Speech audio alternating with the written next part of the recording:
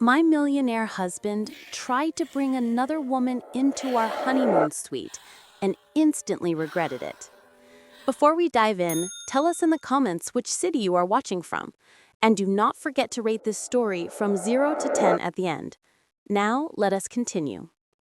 I was sitting alone at the most beautiful restaurant I had ever seen. Then I saw him walking toward me, and my heart lifted the way it always did when I saw my husband. But he was not alone. There was a woman beside him, blonde, elegant, laughing at something he had just said. And as they got closer, I noticed his hand was on the small of her back, guiding her through the restaurant the same way he had guided me so many times. They reached the table, and Robert smiled at me like nothing was unusual. "Grace, you remember Victoria, right? From the welcome cocktail yesterday. She is staying at the resort alone, and I thought it would be rude to let her eat by herself. You do not mind, do you?" The Aspen Resort had spared no expense for their honeymoon package, and I remember thinking this must be what heaven looks like. I was wearing the red dress Robert said he loved. I had spent 2 hours on my hair and makeup. I wanted to look perfect for our first romantic dinner as husband and wife. We had been married for 3 days. I checked my phone again. He was 20 minutes late. I told myself it was fine. He probably got caught up on a business call. Robert was an important man with important responsibilities. I understood that. I had always understood that. Before I could answer, he was already pulling out a chair for her. Not for me. I had seated myself 20 minutes ago. He pulled out a chair for her, right next to him, across from me. Victoria smiled at me with perfect teeth and perfect lips and said how sweet it was of Robert to rescue her from a lonely evening. I sat there, frozen, watching my husband pour wine for another woman at our honeymoon dinner. And when she laughed at something he whispered in her ear, he did not even glance at me. I had become invisible in my own marriage before it even started. That was the moment I should have known. The moment I should have seen everything that was coming.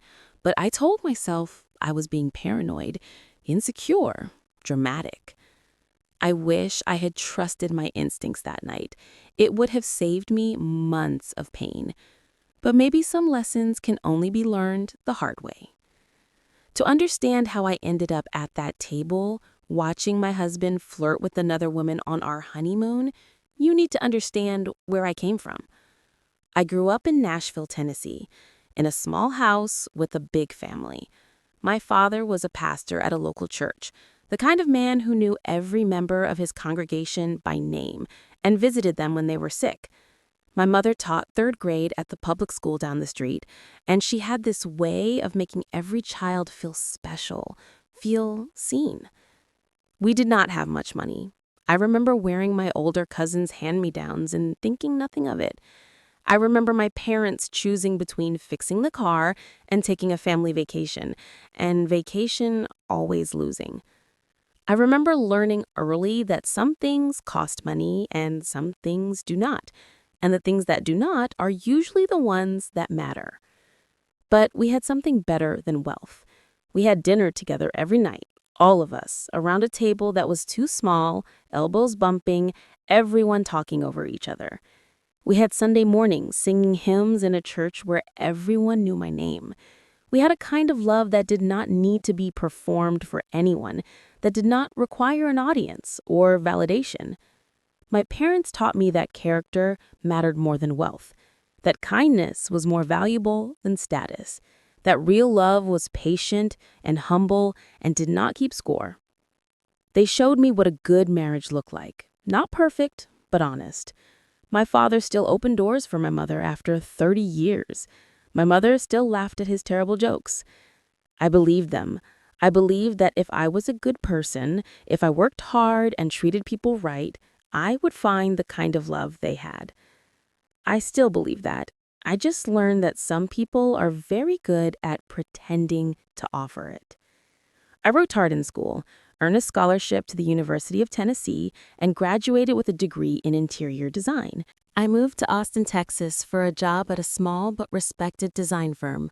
I was not making a fortune, but I was proud of what I had built: a career, an apartment, a life that was entirely my own. I was 26 years old when I met Robert Ashford III. It was at a gallery opening downtown. My firm had been hired to design the space, and I was there to make sure everything looked perfect for the event. I was adjusting a light fixture when I heard a voice behind me. He said that whoever designed this space had incredible taste.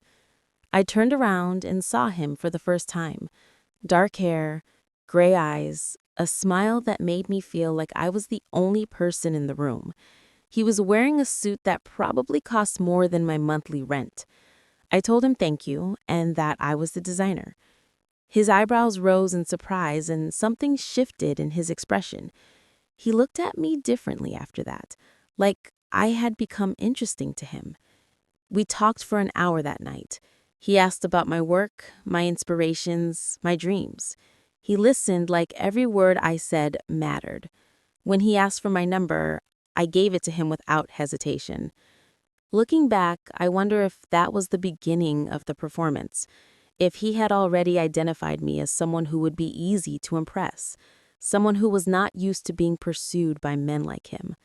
But at the time, I just felt chosen. Robert Ashford was not just wealthy, he was Chicago royalty. His family had built their fortune in commercial real estate over 3 generations. His name was on buildings, on charity foundations, on the society pages of every major newspaper. He had gone to Harvard, summered in the Hamptons, and had probably never worried about a bill in his entire life. And for some reason, he wanted me. The courtship was everything a girl from Nashville could dream of. Flowers delivered to my office every Monday, weekend trips to New York, to Miami, to Napa Valley, dinners at restaurants where the menu had no prices because if you had to ask, you could not afford it. But it was not the money that made me fall in love with him. At least, I did not think it was.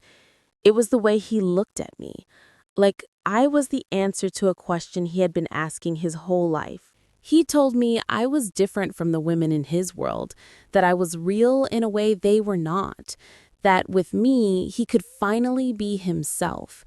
He said I was not like the others. I was genuine. I had no agenda.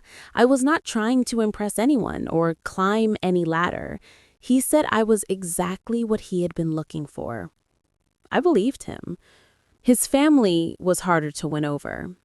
His mother, Eleanor Ashford, looked at me like I was a stain on her antique sofa the first time we met. She asked about my family, my education, my background, and I could see her mentally calculating my net worth with every answer. At dinner that night, she mentioned how many lovely young women Robert had dated over the years, daughters of senators, heiresses, women who understood the responsibilities that came with the Ashford name.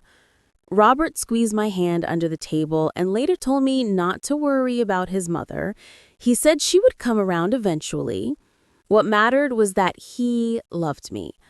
And he did love me. I was sure of it. 10 months after we met, Robert proposed.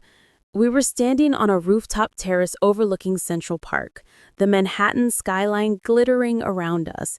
He got down on one knee, opened a velvet box containing a ring that probably cost more than my parents' house, and asked me to be his wife. I said yes before he finished the question. The wedding was a production. 400 guests at a private estate in the Hamptons, coverage in 3 different society magazines, a dress designed specifically for me by a designer whose name I could barely pronounce. It was beautiful and overwhelming and nothing like the simple church ceremony I had always imagined. But I told myself it did not matter. The wedding was just one day. The marriage was forever. During the reception, I noticed a woman standing near the edge of the crowd, blonde, elegant, watching us with an expression I could not quite read. Not jealousy exactly, something more like ownership, like she was observing something that belonged to her. I asked Robert who she was, and he barely glanced in her direction before answering. He said she was nobody important, just an old friend from college. Then he pulled me onto the dance floor, and I forgot about her. I should not have forgotten about her. The honeymoon started perfectly. Aspen in December was like stepping into a postcard. Snow-covered mountains, cozy fires, hot chocolate served with real whipped cream. Robert was attentive, affectionate, everything I could have wanted. On our first morning, we had breakfast in bed and talked about our future, where we would live, how many children we might have, what kind of life we would build together. He held my hand and told me he was the luckiest man in the world. I believed him. Then came the second day. We were having breakfast in the resort restaurant when she appeared, the blonde woman from the wedding. She walked up to our table like she had been invited, wrapped her arms around Robert from behind, and kissed his cheek. She said she could not believe he was here and called it the most amazing coincidence. Robert stood up and hugged her back, a real hug, the kind you give someone you have missed. He introduced her as Victoria Monroe, an old friend from Harvard. They had run into each other at the welcome cocktail the night before, apparently, while I had been in the spa. Victoria sat down without being asked. She ordered coffee like she owned the place. And for the next hour, she and Robert reminisced about their college days while I sat there, smiling politely, trying to find a way into their conversation. I told myself it was innocent. Old friends catching up, nothing more. But something in my stomach knew better. Victoria was everywhere after that. At the ski slopes, she appeared in matching gear, asking if she could join us on the lift. At lunch, she wandered over to our table to chat. At the spa, she booked the appointment right next to mine. And Robert never seemed surprised to see her, never suggested we needed time alone, never once prioritized his new wife over his old friend. Then came the dinner, the one that opened this story, the one where he invited her to sit at our honeymoon table and proceeded to ignore me for 2 hours. I watched them together that night. The way she touched his arm when she laughed, the way he leaned in when she spoke, the way they shared memories I was not part of. At one point, Victoria mentioned a trip to Santorini. She asked Robert if he remembered that sunset in that little restaurant by the water. He smiled, nostalgic and warm, and said he would never forget it. They had traveled together. They had watched sunsets together. They had a history I knew nothing about. I asked Robert about it later when we were back in our room. I tried to keep my voice calm. I asked who exactly Victoria was to him. He sighed, like I was being exhausting. He said she was just an old friend. They had dated briefly in college, years ago. It meant nothing. I was being insecure and ruining the trip with my paranoia. I apologized. I actually apologized for asking my husband about the woman who had invaded our honeymoon. He slept on the couch that night. He said he needed space to think. I lay alone in our honeymoon bed, wondering what I had done wrong. The rest of the trip was strained. Robert was physically present but emotionally distant. Victoria continued to appear everywhere, and I stopped objecting because I did not want to be called paranoid again. When we flew home to Austin, I told myself things would be different. The honeymoon was just a strange anomaly. Once we settled into real life, everything would go back to normal. I was wrong. The first few weeks in Austin, Robert was gone constantly. Business trips to Houston, to Dallas, to cities I had never heard him mention before. He worked late almost every night. When he was home, he was on his phone, stepping into other rooms to take calls. He started sleeping in the guest bedroom. He said he had insomnia and did not want to disturb me. I tried to be understanding. I tried to give him space. But the space between us kept growing. I lived in a mansion that felt like a museum, beautiful, pristine, and completely empty of warmth. I had a housekeeper, a gardener, a personal shopper, and not a single person to talk to. My friends from before the wedding had drifted away, intimidated by my new life, and I had not made new ones in Robert's world because I was never truly welcomed there. I started spending my mornings at a little coffee shop downtown. It was the only place that felt real to me. Normal people ordering normal drinks, living normal lives. I would sit by the window and pretend I was one of them. That is where I met Daniel. Daniel Turner was an architect, recently relocated to Austin to oversee a major renovation project. He was a few years older than me, with kind eyes and a quiet presence. We started talking because we kept choosing the same table at the same time. He was easy to talk to. He asked about my life, my work, my interests, and actually listened to the answers. He told me about losing his wife to cancer 2 years earlier, about learning to rebuild a life when everything you planned has fallen apart. We were just friends. I want to be clear about that. I never touched him inappropriately. I never said anything that crossed the line. But I looked forward to seeing him in a way I no longer looked forward to seeing my own husband. Daniel made me feel visible again, and maybe that was the warning sign I should have heeded. The discovery happened on an ordinary Tuesday night. Robert was taking a shower. I could hear the water running, hear him humming some song I did not recognize. His phone was on the nightstand, where he always left it, face down like it had something to hide. I had never looked through it before. In 2 years of dating, in months of marriage, I had never once violated his privacy. I trusted him. I believed in him. I thought that was what good wives did. But when the screen lit up with a notification, I saw a name that made my heart stop. V. The message preview showed only a few words, but they were enough. I miss you. Tonight was perfect. My hands started shaking. I could feel my pulse in my throat, in my temples, behind my eyes. Every instinct told me to put the phone down, to pretend I had not seen it, to protect the fragile illusion of my marriage for one more day. I knew I should not look. I knew that once I opened that door, I could never close it again. Some truths, once learned, cannot be unlearned. Some images, once seen, cannot be unseen. I picked up the phone anyway. The passcode was his birthday.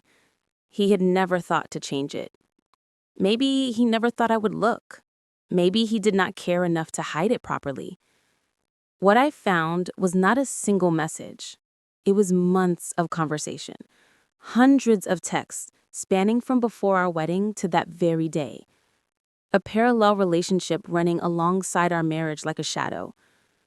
I scrolled through them with shaking hands, each message a knife in my chest. Victoria writing about their weekend in Napa, a trip Robert had told me was for business. She described the vineyard where they had stayed, the sunset they had watched, the things they had done in their hotel room. Robert complaining that I was too needy, too emotional, too much work. He said I asked too many questions. He said I wanted too much attention. He said being with me felt like a performance he could never stop giving. Victoria asking when he would finally leave me, and Robert promising it would be soon. Just a few more months, just until the right moment, just until he figured out how to do it without too much damage to his reputation. Plans for a future that did not include me. Vacations they wanted to take together, the apartment in Manhattan she wanted him to buy for her. The life they were building in secret while I lived in ignorance. Inside jokes about how naive I was, how easily I believed his lies, how I never suspected anything because I was too trusting, too simple, too desperate to see the truth. Photos I could not unsee. Victoria in lingerie, Victoria in his shirt, Victoria in places I recognized, places he had told me he was alone. And then I found the message that destroyed me completely. Robert had written to her 3 days before our wedding that she had always been the right person. He only married me because she was not ready, but now that she was, it was just a matter of time. I read those words over and over until they stopped looking like words and started looking like a death sentence. I married her because you were not ready. Our entire relationship was a placeholder, a waiting room, a way to pass the time while the woman he actually loved made up her mind. I was the backup plan, the consolation prize, the girl who was good enough to marry but not good enough to actually want. Every moment of our courtship reframed itself in my mind. Every romantic gesture, every whispered promise, every time he told me I was different from other women. It was all a performance, a role he was playing until the real leading lady showed up. I put the phone back exactly where I found it. I wiped my fingerprints off the screen like I was contaminating a crime scene. I climbed into bed and pulled the covers up to my chin, my body moving on autopilot while my mind screamed. Robert came out of the bathroom a few minutes later, smelling like soap and aftershave. He asked if I was already going to sleep. I said yes. I said I was tired. He got into bed beside me, checked his phone one last time, and turned off the light. I lay there all night, staring at the ceiling, my husband sleeping peacefully beside me. The man who had promised to love me forever. The man who had been lying to me from the very beginning. I did not cry. I did not scream. I just lay there, feeling something inside me shift and harden and change. By morning, I was not the same person who had gone to bed. I did not confront Robert immediately. That might surprise you. Most people, when they discover their husband has been cheating on them since before the wedding, would explode. They would scream, throw things, demand explanations.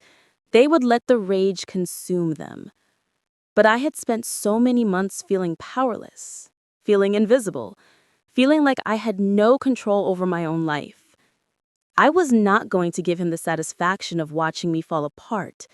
I was not going to hand him the narrative he probably expected, the hysterical wife, the jealous woman, the emotional mess who could not handle the truth.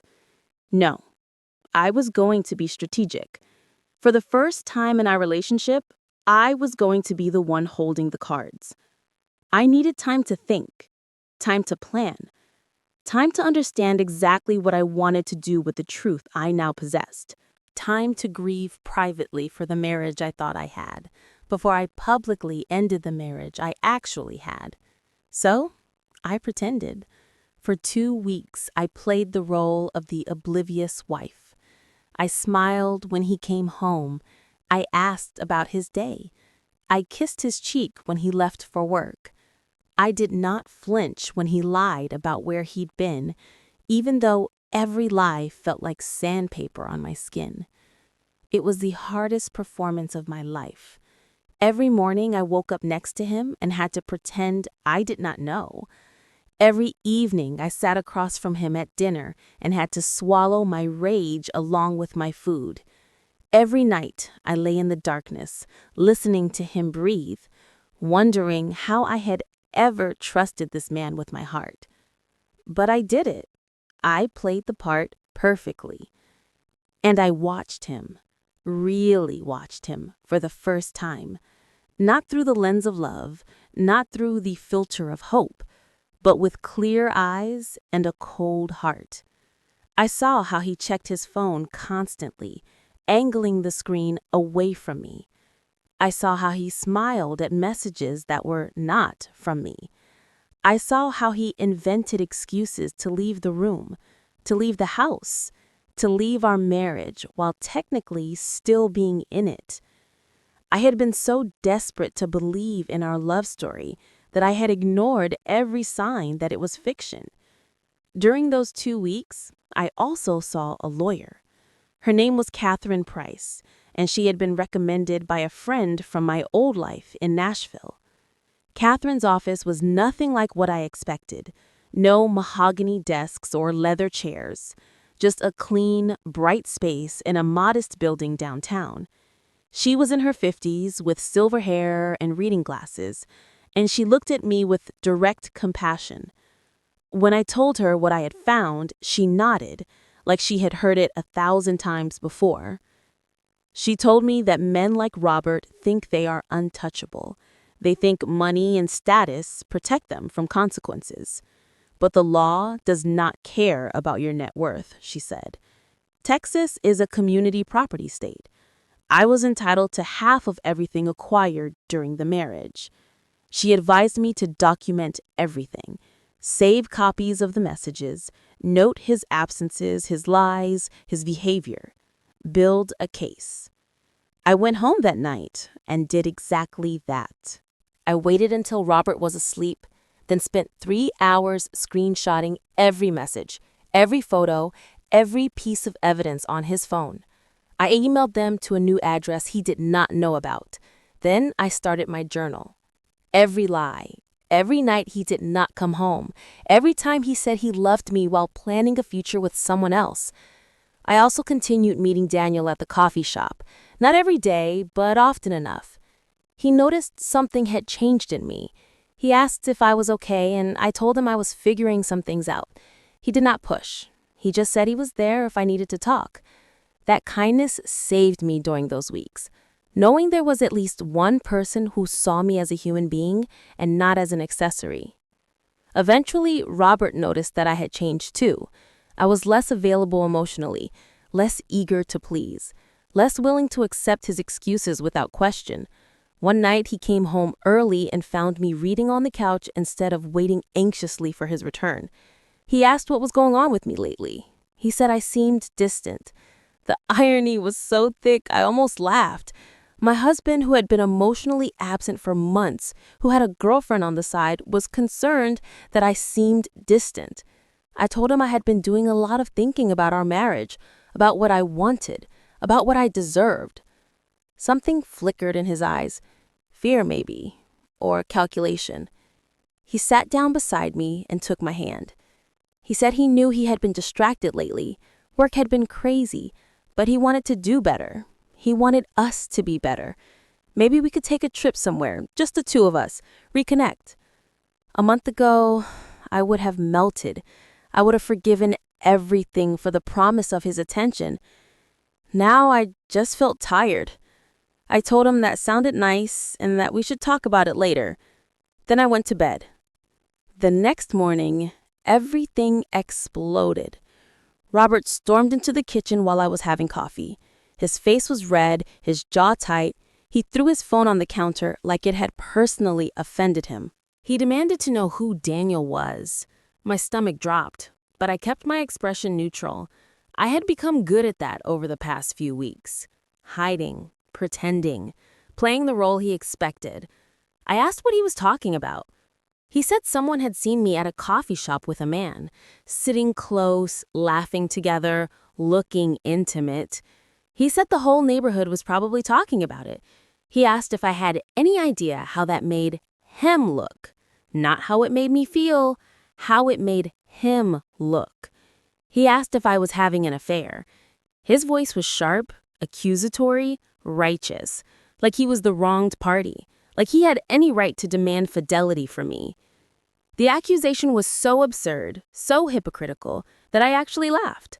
Not a bitter laugh. A genuine one.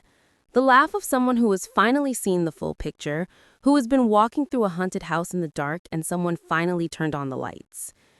Robert demanded to know what was so funny. His face was getting redder. He was not used to being laughed at. He was Robert Ashford III. People took him seriously. People feared his displeasure. But I was not afraid of him anymore. That was the thing about hitting rock bottom. Once you have lost everything you thought you wanted, there is nothing left to lose. I put down my coffee cup and looked at him. Really looked at him. The man I had married. The man I had trusted. The man who had been sleeping with another woman since before our wedding while I blamed myself for his distance. He looked smaller than I remembered. Less impressive. Just a man in an expensive suit, terrified of losing control. I told him Daniel was a friend. Someone I talked to at a coffee shop sometimes. Someone who actually listened when I spoke, who asked how I was doing and waited for the answer. Someone who saw me as a person and not as a prop in his carefully constructed life. And I told him that even if Daniel were more than a friend, which he was not, Robert would have no right to be angry. No right at all. He started to protest, sputtering about marriage vows and respect and what people would think. I held up my hand. I told him I knew about Victoria. I knew about the messages, the trips, the plans. I knew that he married me because she was not ready, and I had been nothing but a placeholder from the beginning.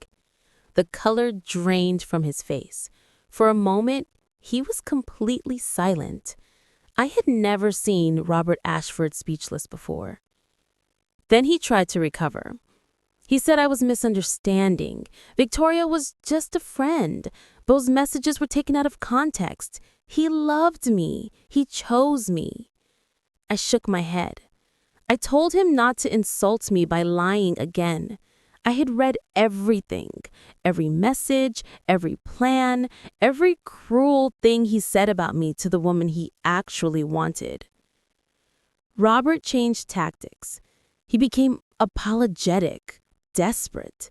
His whole demeanor shifted in an instant, like he was putting on a different costume. Suddenly, he was the man I had fallen in love with again. Soft eyes and gentle voice and hands reaching for mine. He said it was a mistake, a terrible, unforgivable mistake. He said he got confused, that Victoria was from his past, and sometimes the past has a way of pulling you back. But I was his future. I was the one he chose. I was the one he married. He said he would end it with her completely, block her number, never see her again. He would go to therapy, work on himself, do whatever it took to save our marriage. He would spend the rest of his life making it up to me if I would just give him a chance. He even started crying, actual tears rolling down his cheeks. Robert Ashford III, crying in our kitchen, begging his wife for forgiveness. 6 months ago, I would have crumbled. I would have taken him in my arms and told him we could work through it. I would have blamed myself for not being enough, for driving him to someone else. I would have spent years trying to earn back a love that was never real in the first place. But I had read those messages. I knew what he really thought of me. I knew that every word coming out of his mouth right now was calculated, designed to manipulate me into staying. His eyes were not sorry. They were calculating. He was not afraid of losing me. He was afraid of losing control, afraid of the narrative slipping away from him, afraid of what would happen when people found out that Robert Ashford had been caught cheating. I looked at him for a long moment, letting him think his performance was working, letting him hope. Then I told him I had already filed for divorce. My lawyer would be in contact with his. The mask dropped completely then. The tears stopped like someone had turned off a faucet. His face went hard, his eyes went cold, and suddenly I was looking at a stranger. No, not a stranger. I was looking at the real Robert, the one he had hidden from me all along. He became threatening. He told me I was making a huge mistake. His family had lawyers who ate people like me for breakfast. They would drag this out for years. They would make my life miserable. I would end up with nothing, not a penny, not a shred of dignity. No one walked away from an Ashford, he said. No one. I picked up my coffee cup and took a long sip. I let the silence stretch out, let him wonder what I was thinking. Then I told him I already had copies of every message he exchanged with Victoria. Every photo, every plan they made together. I had documentation of every lie he told me, every trip he took to see her, every night he claimed to be working when he was actually in her bed. I told him I was sure the society pages would find it very interesting that Robert Ashford III had been cheating on his new wife since before the wedding, that he had called her a placeholder in writing, that he had married her while actively planning a future with someone else. His face went white. For the first time since I had known him, Robert Ashford had nothing to say. I told him we could do this quietly or we could do it publicly. His choice. Either way, I was walking out of this marriage with my head held high and my future secured. Then I put down my coffee cup, walked out of the kitchen, and started packing my bags. The divorce proceedings took 4 months. 4 months of lawyers and paperwork and negotiations that felt like battles. Robert tried every trick his legal team could think of. They filed motion after motion, requested continuance after continuance. They tried to claim the evidence I had gathered was obtained illegally. They tried to paint me as an unstable gold digger who had trapped their client into marriage. They even tried to use Daniel against me. They hired a private investigator who followed me for weeks, photographing every coffee shop meeting, every conversation, every smile. They presented it to the court as evidence of my own infidelity, claiming I had no right to damages because I had been unfaithful too. But Catherine was better. She demolished their arguments one by one. She proved the messages were obtained from an unlocked phone in a shared bedroom, which meant no privacy violation. She brought character witnesses who testified to my integrity, and she pointed out that even if I had been having an affair, which I had not, Robert's betrayal predated our wedding and was therefore far more egregious. The judge was not impressed with the Ashford lawyers. I could see it in her face, the way she looked at Robert with barely concealed contempt. She had seen men like him before, men who thought their money made them untouchable. In the end, I walked away with enough money to start over. Not Ashford money, not the kind of wealth that buys private jets and vacation homes, but more than I had ever had before, enough to feel secure, enough to feel free, enough to know that I would never again be dependent on anyone else for my survival. But the real satisfaction came from watching Robert's carefully constructed world crumble around him. It started small, whispers in society circles, rumors about why the marriage had ended so quickly. People who had smiled at Robert at parties suddenly finding reasons to be elsewhere when he entered a room. Then came his mother's annual charity gala, 3 months after I filed for divorce. Robert had started bringing Victoria to public events by then, flaunting their relationship like a trophy he had won. He wanted everyone to see that he had moved on, that the divorce was my failure and not his. He wanted to control the narrative, to position himself as a man who had simply realized he married the wrong woman and corrected his mistake. Victoria was happy to play along. She had waited years for this moment, years of being hidden, years of being the secret. Now she was finally the official girlfriend, and she intended to enjoy every minute of it. But Victoria was not happy being the girlfriend. She had been promised she would be the wife by now. She had waited through his entire marriage to me, patient and loyal, believing his promises that it was only temporary. And now that he was finally free, she expected a ring. When weeks passed and no ring appeared, she started to wonder.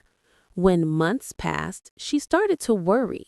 And when she saw Robert flirting with the senator's daughter at the gala, she started to drink. Victoria was not a quiet drunk. She was the kind of drunk who said things, loudly, that she would regret in the morning. Someone at the gala recorded her confronting Robert in the parking lot.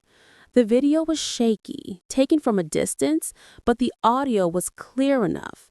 She was screaming that he had promised to marry her, that she had given up years of her life waiting for him, that she had turned down other men, other opportunities, other chances at happiness, all because he told her she was the one. She asked if this was her life now, always the other woman, never the wife.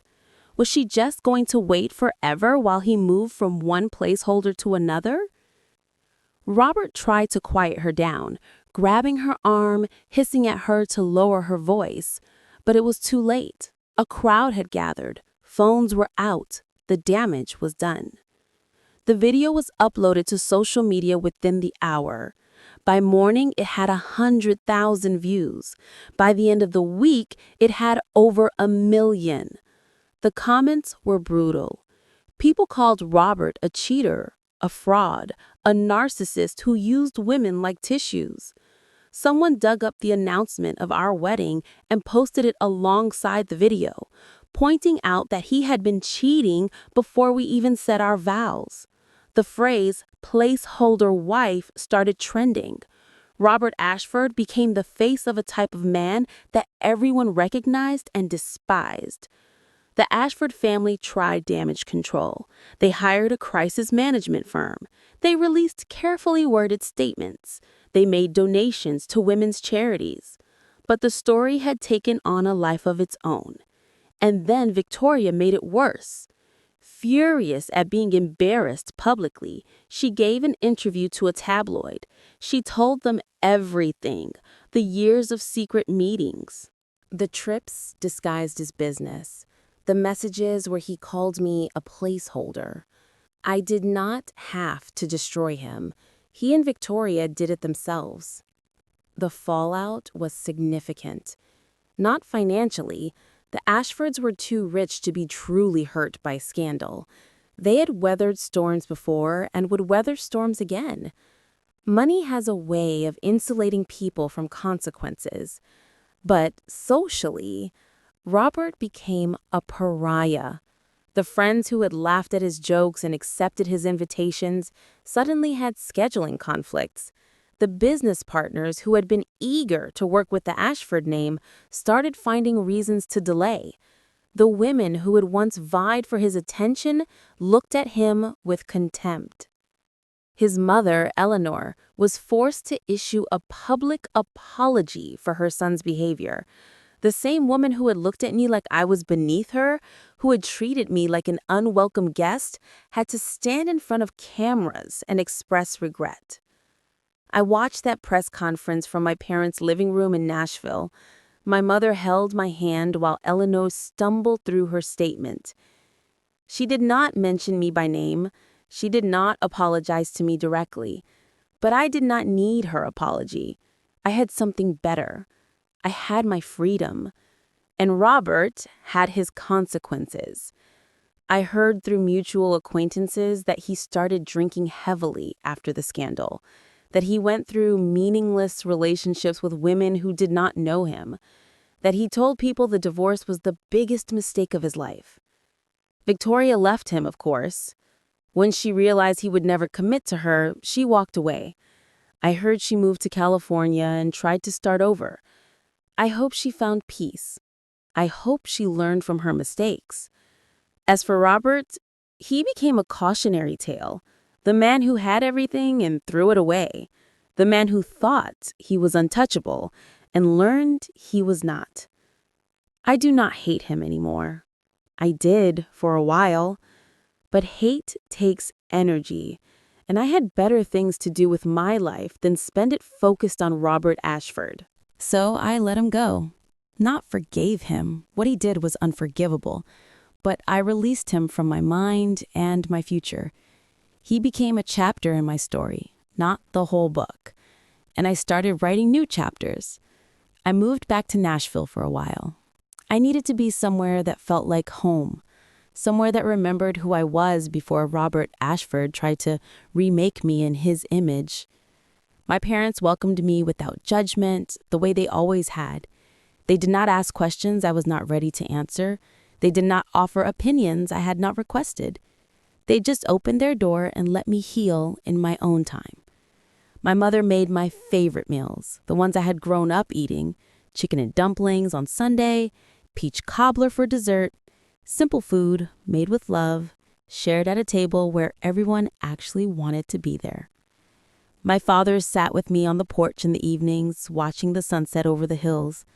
Sometimes we talked, sometimes we just sat in comfortable silence. He had this way of making me feel safe without saying a word. One night, about a month after I came home, he turned to me and said something I will never forget. He said that grace, the measure of a person, is not what happens to them. It is how they respond to what happens. You did not choose what Robert did, but you chose how to handle it, and you handled it with dignity and strength and grace. I could not be more proud of you. I cried then, really cried, for the first time since the divorce was finalized. I let out all the pain and anger and grief I had been holding inside, and my father just held me like I was a little girl again. That was when I started to truly heal. Daniel and I kept in touch during my time in Nashville. Phone calls that started as check-ins and became something more.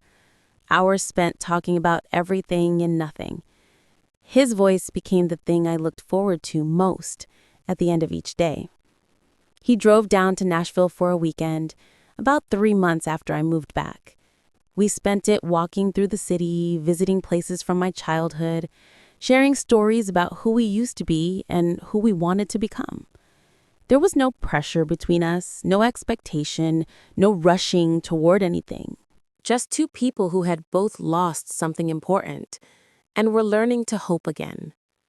Two people who understood that real love takes time, that trust has to be built slowly, that the best relationships are not the ones that happen fast, but the ones that happen right. We had our first kiss on that trip. We were standing on the pedestrian bridge downtown. The city lights reflected in the Cumberland River below us. He looked at me with those kind eyes and asked if it would be okay if he kissed me. I said yes. It was nothing like kissing Robert had been. There was no performance, no technique designed to impress. It was just two people connecting, honestly and simply. It felt like coming home. 6 months later, I moved back to Texas. Not to Austin, too many memories there, too many ghosts. I chose San Antonio, a fresh start in a city that had no history with Robert Ashford. Daniel transferred his work there too. He said it was for a project, a major renovation downtown that needed his expertise. But we both knew the truth. We both knew he was choosing me, choosing us, choosing a future we could build together. We took things slow even then. We dated properly, like people who have time and patience and nothing to prove. Dinners that turned into long conversations, walks that turned into hand-holding, weekends that turned into traditions. He met my parents. I met his daughter from his first marriage, a sweet 12-year-old named Emma who was suspicious of me at first, and then decided I was acceptable when she learned I could make her father laugh. We became something that looked like a family, slowly, carefully, with intention. A year after my divorce was finalized, Daniel asked me to marry him. It was nothing like Robert's proposal. No rooftop terrace rented for the occasion, no designer ring selected to impress, no audience to witness and applaud. We were sitting on his back porch, watching the sunset paint the Texas sky in shades of orange and pink. There was a bottle of wine between us, and nowhere we needed to be. He turned to me and said that he had never expected to love anyone again after losing his wife. He had made peace with that. He had accepted that his chance at love was over, that the rest of his life would be about work and his daughter and quiet contentment. But then he met me, and everything changed. He said he knew that whatever time they had together, however many years the universe gave them, he wanted to spend it with me. He asked if I would do him the honor of becoming his wife. I said yes, without hesitation, without doubt, yes. Our wedding was small, 30 people in my parents' backyard, the same backyard where I had played as a child. A dress I bought off the rack that made me feel beautiful, flowers from my mother's garden, music from a local guitarist my father knew. Emma was my flower girl. She took the job very seriously. My father performed the ceremony. He cried through the whole thing, happy tears that he did not try to hide. My mother cried too. Even Daniel's eyes were wet when he said his vows. It was nothing like my wedding to Robert. It was not covered by society magazines. It did not cost more than most people's houses. It would not be talked about at charity galas. It was perfect. It was real. It was mine. I used to think being chosen by Robert Ashford was the greatest thing that ever happened to me. I thought his wealth and status meant I had arrived somewhere important. Now I understand that being unchosen by him was the real gift. He showed me exactly who he was. A man who could stand right in front of me and still look past me, searching for someone else. A man who used words like love and forever as tools for manipulation. A man who collected people like possessions and discarded them when they no longer served his purposes. But in losing him, I found something he will never have: the ability to love someone without conditions, without performance, without an audience. Robert Ashford is still rich, still living in his family's gilded world, but I have seen behind the curtain.